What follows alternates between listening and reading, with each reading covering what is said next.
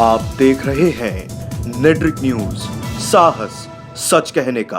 नमस्कार, मैं हूं देवनाथ पांडे और आप देख रहे हैं नेट्रिक न्यूज। लंबे समय से चल रहे अयोध्या राम मंदिर विवाद में अब उत्तर प्रदेश के मुख्यमंत्री योगी आदित्यनाथ के सब्र का बांध टूट चुका है। अब योगी मंदिर के मुद्दे पर आर या पार के नतीजे पर पहुंच चुके हैं। अपने अलग अंदाज के लिए जाने जाने वाले उत्तर प्रदेश के मुख्यमंत्री योगी आदित्यनाथ ने गरजते हुए कहा कि राम मंदिर मसले पर लोगों का धैर्य अब खत्म हो रहा है और सुप्रीम कोर्ट इस विवाद पर जल्द आदेश देने में असमर्थ दिखाई दे रही है। योगी आदित्यनाथ ने 24 घंटे के अंदर ही अयोध्या के विवाद का निपटारा करने का दावा करते हुए कहा कि इस मुद्दे को हमारे हवाले कर देना चाहिए और 24 घंटे के अंदर ही इसका समाधान हो जाएगा। मतलब अब योगी आदित्यनाथ को सुप्रीम कोर्ट के फैसले का इंतजार करने के मोड में नहीं है और इसीलिए उन्होंने कहा है कि सुप्रीम कोर्ट तो जल्द कोई आदेश देने से रही, तो इस मुद्दे को हमें दे दिया जाए तो हम 24 घंटे के अंदर ही पूरा मामला सुलझा देंगे। इतना ही नहीं, मुख्यमंत्री ने 2019 के लोकसभा चुनाव में 2019 के मुकाबले अब ज्यादा सीटें जीतने की बात कही है।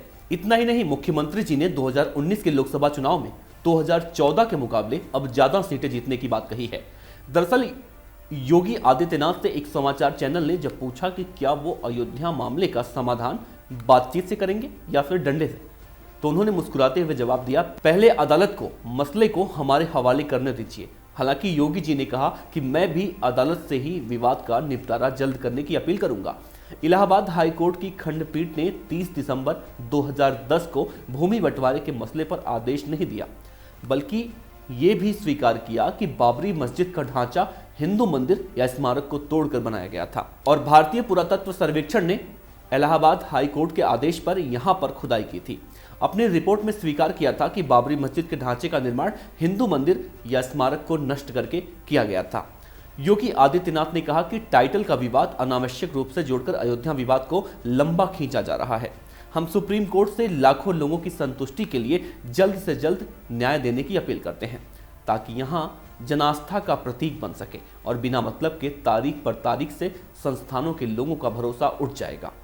और जहां तक लोगों के धैर्य और भरोसे की बात है तो अनावश्यक विलंब से संकट पैदा हो रहा है। योगी आदित्यनाथ ने कहा कि मैं कहना चाहता हूं कि अदालत को अपना फैसला शीघ्र देना चाहिए। अगर वो ऐसा करने में असमर्थ हैं तो वो मसला हमें सौंप दें।